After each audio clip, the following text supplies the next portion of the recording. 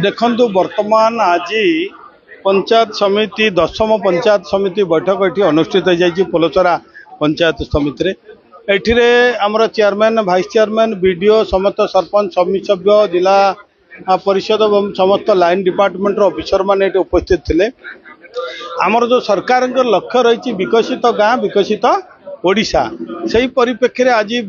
आम आलोचना करूँ जोटा रही आमर विकसित गाँ गाँर विकास हेले देशर विकास राज्यर विकास हो पार यही दिगरे विभिन्न प्रकार प्रोजेक्ट देवाई से निवेदन करा जायछि एवं विशेष करके आमे किपरि भाव रे लाइब्रेरी आमर जो अस्मिता सहित जड़ित भागवत टुंगी रास्ता घाट पीवा पानी विभिन्न क्षेत्र में आज आलोचना करा जायछि एवं ताकु प्राथमिक बेसिस रे प्रायोरिटी बेसिस रे ताकु काम करा जिवो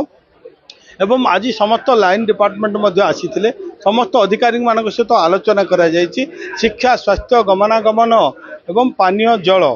यही विषय में आज फरेस्ट जंगल जमी आज प्रत्येक विषय आलोचना कराई पोलचर विकास होची समस्तंकर एकमात्र लक्ष्य तेणु आज समस्त ये मिलित भाव में एक स्वर रे संकल्प आम नहीं पोलचरा पंचायत समिति को 1 नंबर पंचायत समिति किपरि भाव करा जिवो एवं जो मौलिक अधिकार रही जो समस्त राशन कार्ड कथा कहतु भत्ता कथा कहतु एवं प्रधानमंत्री आवास कथा कहतु केमती लोकों पाखरे प्रकृत योग्य हिताधिकारी पाखरे पहुँची पार